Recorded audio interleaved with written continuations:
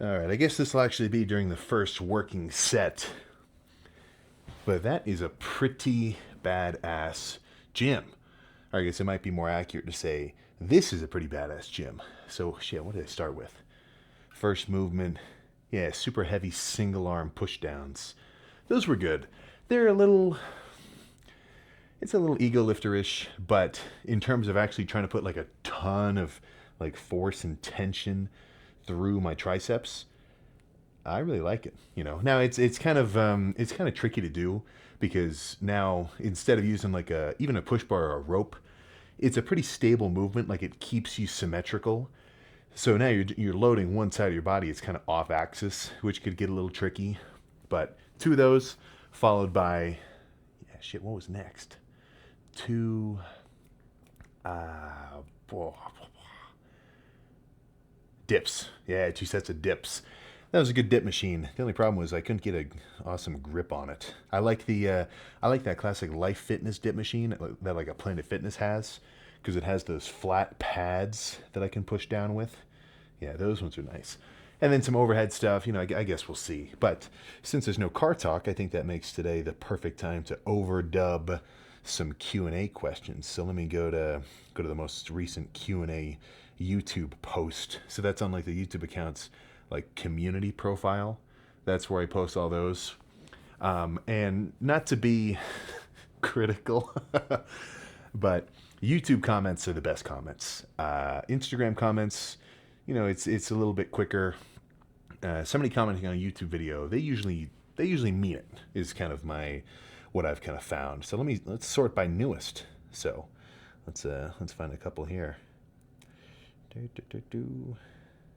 Why'd you stop taking dextrose? So if you've been a long time viewer, you would know that dextrose was on the menu at the end of every off-season workout when I'm trying to grow. And here's the logic. And I still think it's sound, but I'm a little bit less picky. Like, you ever hear about people reference the anabolic window? You finish your workout, and then within 20 minutes, you got to eat something, or else your whole workout was for nothing. I've never thought that, but I did have a similar logic in my head about post workout food intake. So the idea was okay, well, I just finished working out. I have burned through some of my glycogen stores. My blood sugar's a little bit lower because I just, use up so much sugar to convert to ATP to actually move, and I'm out of breath. I'm doing cardio in a way, like my heart rate's elevated from the workout. I got to recover. All right, I want a quick digesting carb. What's the fastest digesting carb you can get your hands on? Dextrose. Just straight freaking the simplest kind of. I don't know if it's exactly the simplest kind of sugar you can get your hands on, but if it's not, it's definitely close. Because when we think of like table sugar or sugar in fruits or sugar in any other kind of form, like a syrup or a honey, like it's all just glucose chains. So glucose is just that hexagonal, what is it, like C6H12O6, maybe? I don't know. It doesn't really matter. But it's a bunch of these little glucose chains. And when we think of a simple carb, it's usually just one or two of those connected. When we think of like a complex carb, it's a lot of them connected at once, And the simpler it is, the closer it is to just one glucose molecule, the quicker your body's going to be able to, basically spike your blood sugar, trigger an insulin response, siphon those sugars straight up, just where they need to go.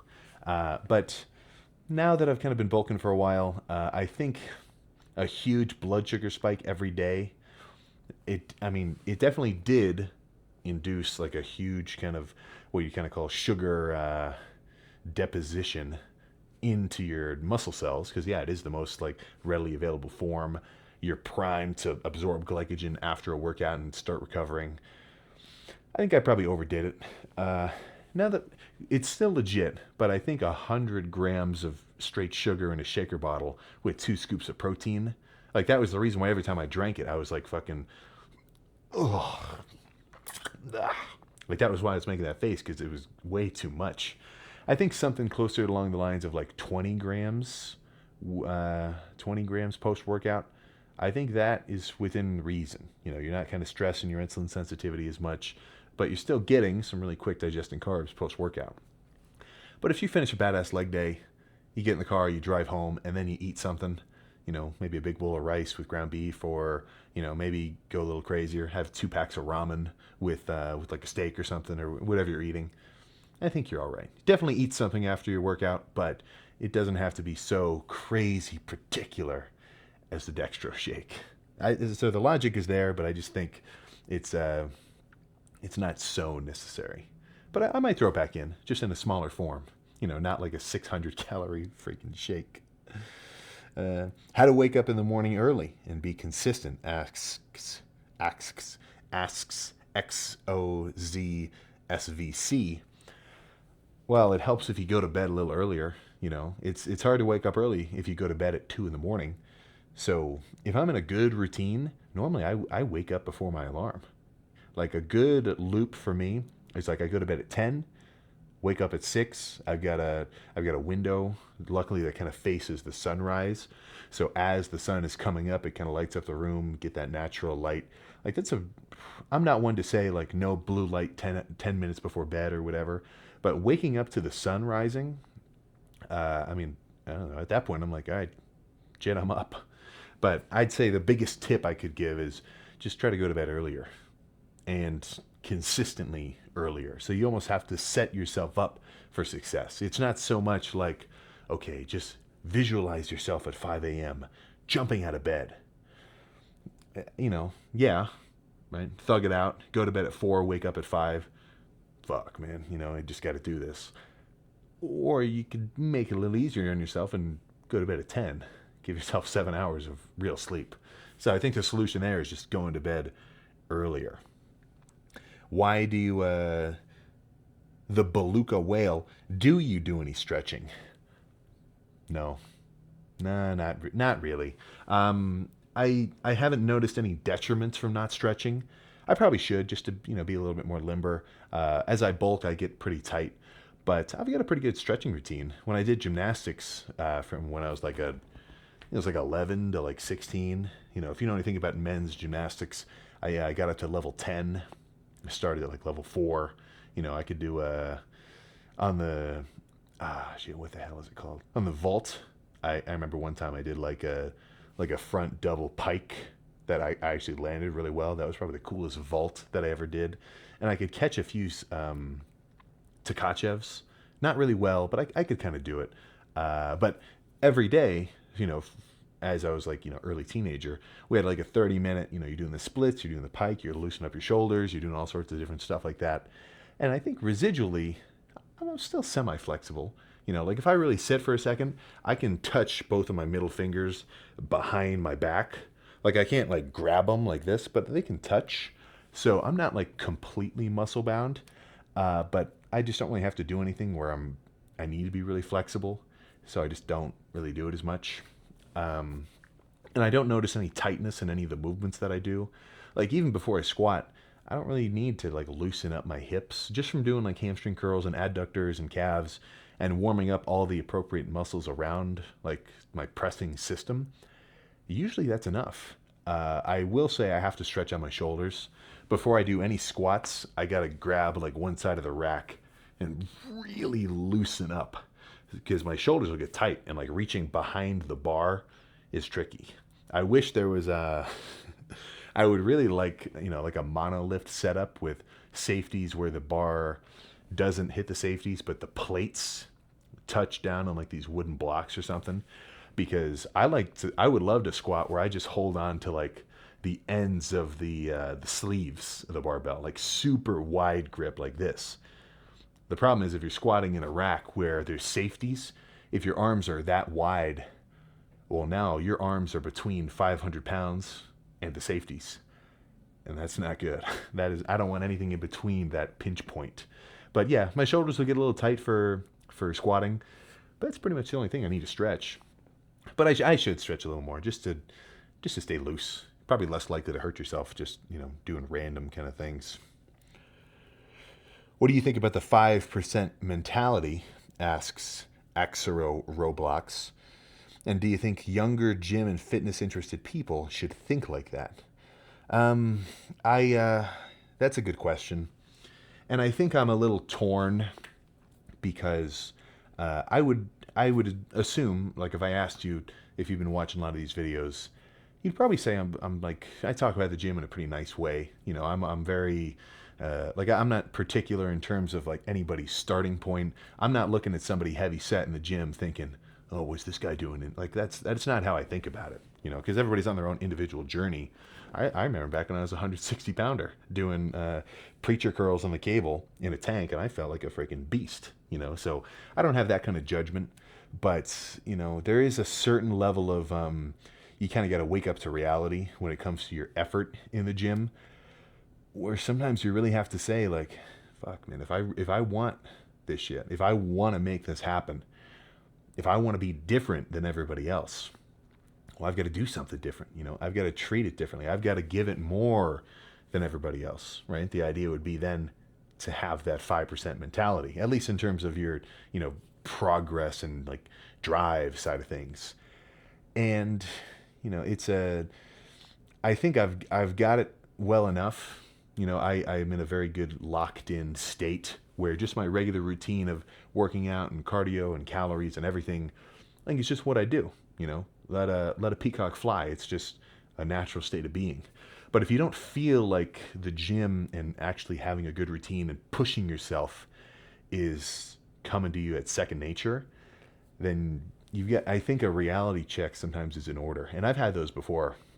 I remember I was like 17, 17. I'm in my parents' basement. I do a really good chest day. Like awesome. It's super late. I'm racking the weight slow so I don't wake anybody up. But I had just an insane lift. I'm watching Baki at the time, getting myself amped up from the whatever that tournament was. And the workout was so good. Like just everything clicked. I just felt like really great. And instead of thinking, wow, that was awesome, nice, my kind of first reaction was, why aren't all my workouts like this? Why am I not doing it like this all the fucking time? You know, not to swear at you, but like, I want this feeling every workout. I want to feel like nothing's holding me back. You know, you can come into the gym with all the motivation in the world, but if your sleep was trash, you didn't eat the right amount of food, you're underhydrated, so now you got like a little bit of a headache. As hard as you want to go, sometimes those physical restrictions are going to hold you back. So in that moment, I'm kind of thinking like, yeah, shit. I want to prep myself well enough outside the gym so that when it's time to take my pre and warm up and get ready, I can really go for it. You know, imagine, like this is just kind of, I don't think about it like this, but I like making these kind of analogies. Like imagine a crazy ass F1 driver and he's the best and he's ready to win the freaking World Cup or the whatever. You know, I don't follow it super closely. But then imagine his pit crew like totally is screwing him. The engine isn't timed right. It's freaking stalling. The brakes are trash. They're not changing his tires quick enough. He's so ready to kill it. Like he's got that drive. But it's just not translating because the preparation, you know, the thing that he's trying to operate isn't ready for what he wants to do, you know? So when I when I kind of imagine that mentality of, you know, being different, pushing forward more than everybody else, right? Taking a few bounds ahead. It's the main thing that I think about is what are you doing outside the gym? You know, because everybody can get an insane song blasting in the speakers of the car. Maybe you got your boys with you. You're slamming your pre. You just we've all seen the hype videos. Let's party. As much as that's important and that's fucking fun, right? Getting your meals in, sleeping well, being hydrated, the stuff that isn't so flashy, that translates so directly to your in the gym performance that, you know, somebody could tell me they want it worse than anybody in the world. But if they're not actually willing to do these little kind of just boring behind the scenes things, then, you know, it's just mental hype, right? You got to translate that hype into action. You got to make it happen. So I like to think about it like it's just this pyramid. Now the pinnacle of the pyramid is the cool shit. The pinnacle of the pyramid is the guy at Chipotle giving you a few extra scoops because he can tell that you're huge. Or not huge, you know, it doesn't have to be huge, but he can tell you work out. And maybe this guy works out too, and he's like, yeah, this guy needs a little extra steak. Hell yeah. You know, I'm a little spoiled now because sometimes the guy knows me and he'll give me a little extra. But even if, let's imagine we did like a Into the Spider-Verse Tobey Maguire, or no, what's a, how everybody forgot who Spider-Man was. That's like their whole shtick they're doing for the next movie. If that happened, I think if I still walked into a Chipotle, I might get a little extra protein without even asking, but just from walking around big. Every time that happens, you hit a crazy lift, you're just looking at yourself pumped. That's the pinnacle of the pyramid. That's the cool shit. And you can't get that unless you have the base of the pyramid to strongly support it. That base is going to bed a little bit earlier, not going out all the time, walking around with a jug of water, or at least making sure you're really consistently hydrated, having a kind of a clear headspace, because it's not about one lift.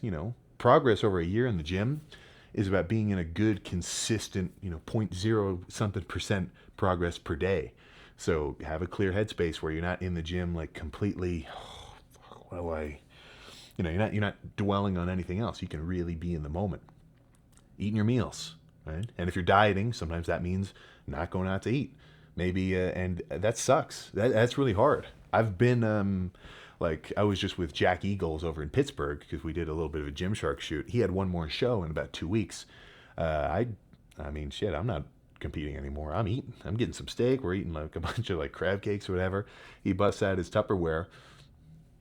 How many people do you know who say they're going to diet are going to go out to dinner and actually prep a meal to bring with them and eat instead of just saying, screw it, I'll just eat something. I mean, food's pretty ingrained. It's just like a social event. Like that's hard to do. Those things are what lets you reach that kind of pinnacle feeling of just nice. When I go back in time, looking at myself 2018, 2019, hitting a side chest in my high school weight room, I felt like a beast.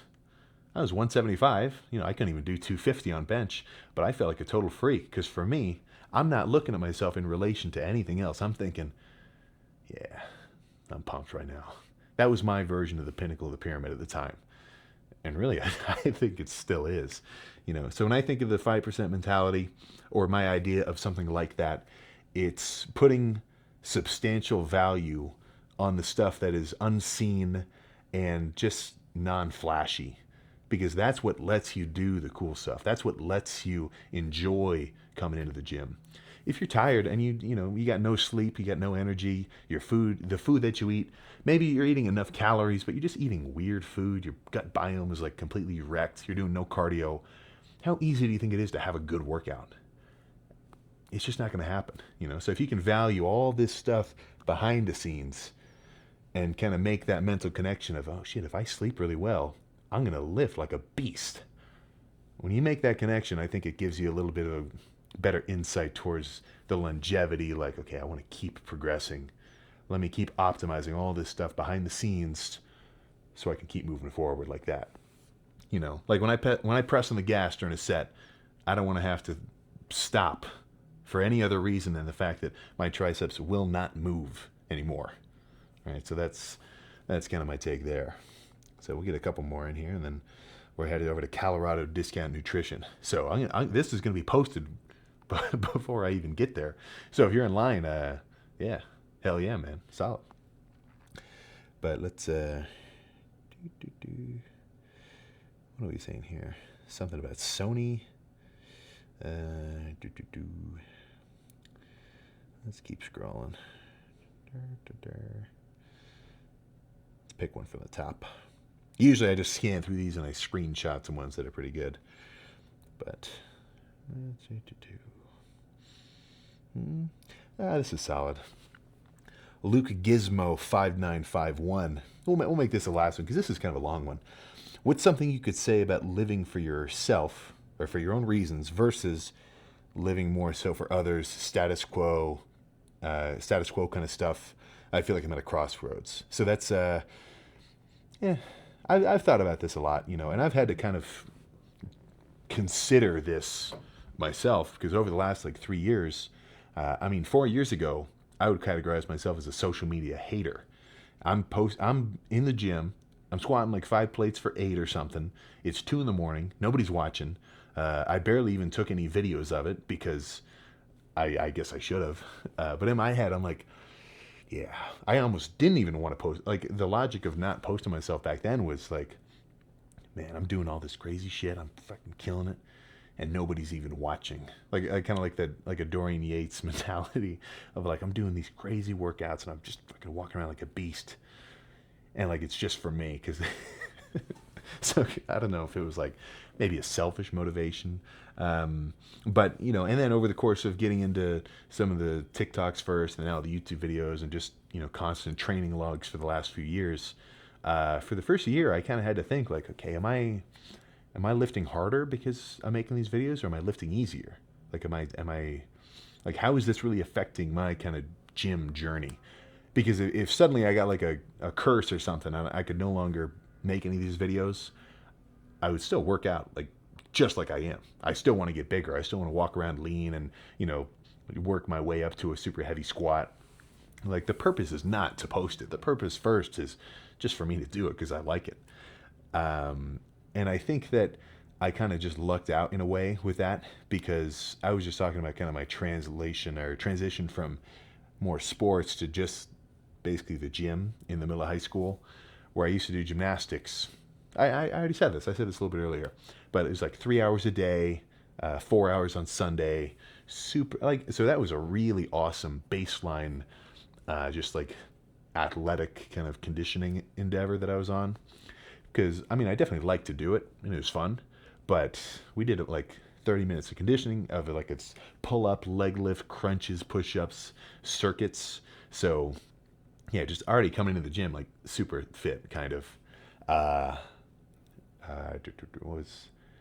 kind of losing my train of thought here. But either way, the gym just happened to be perfect, because I had just quit doing that. I wasn't going to college for it. You got to be a little shorter, and like I was getting like a knee. You ever hear of Osgood Slaughters? Just like random knee things. I'm like, this isn't really fun anymore. But the gym was just like a perfect outlet for me. Like, the puzzle piece just fit exactly, because I don't even know if I could tell you, because just like the feeling of just moving weight around. I don't know. Maybe I've just got the lifting gene in my psyche that makes me think it's just cool to move shit around. But even ever since the beginning, you know, it's not, the point of it it hasn't been a show-offy thing. So I guess that's sort of up to you to figure out for yourself, right? I definitely think and this might just be my opinion, but I think you're probably better off, you know, doing things that you personally value, or if nobody knew you did it, you would still enjoy doing it. I think that's a pretty reasonable take. But I mean, it's also, you know, we're social creatures. We live in the world. If you're into something really cool, you want to show it off to other guys who are into the same thing just because it's fun. So it's not like one or the other. You don't need to be a monk lifting in your own, lifting in the basement, and then the rest of the time, every time you go outside, you just put a hoodie on to like kind of hide yourself. Oh, that's fucking cool. There's a little hawk outside my window up there. Yeah, getting back to what we're saying. So it's, you know, it's kind of a mix, you know, because external validation is cool, but I think internal validation is required. So for me, I mean, every time I get to go to different gyms and travel or do expos, I mean, I feel like I'm getting special treatment all over the place, because it's like they're excited about the gym. I'm excited about the gym. It's awesome to be kind of part of the community. But I'm equally motivated just by the fact that, you know, I want to do it. So I think you should kind of develop a little bit of a filter when it comes to external validation, or external, maybe your mental external need for approval. You know, because I don't think I've got a crazy need for approval on the scale. You know, I think a lot of times I'm doing my shit, and that's just how it's going to be. You know, whether you like it or not. But yeah, I mean, you know, sometimes it kind of sucks, right? You ever get a hate comment? It can eat at you, you know? So it's, you got to kind of be a little bit impervious, where you can filter out, like, okay, I like external validation, but I don't need it, you know? So something along those lines. But that's a deep one. That's something to chew on for a second. I think I might need to live a little bit more life to have like a really solid answer to that question. But let's get one more. Yeah, this will be a good ender. Cardio on leg days, asks EJ Fajarin 11. It depends on the leg day. If it's hamstrings, yes. If it's quads, maybe not. Maybe not. If I hit a crazy quad day, I don't mind the treadmill. The treadmill isn't destroying your quads, but I wouldn't do the bike. Like if I just hit a really hard quad day and my plan was cardio after, which I'm kind of on a cardio post workout kind of kick right now, I'm not going to sit and pedal on the bike for 30 minutes because the bike is very quad focused. But I don't mind 30 minutes on the treadmill, even on incline, because you can kind of just, it's weird to say, but you can almost walk with your glutes, where like you just kick your leg out in front of you, and instead of like feeling like you're trudging uphill, it's more like you're pulling your heels uphill, if you kind of feel me. But either way, let's get this thing spliced together, and then for some of you, I will see you over at Colorado Discount Nutrition. Yeah, hell freaking yeah.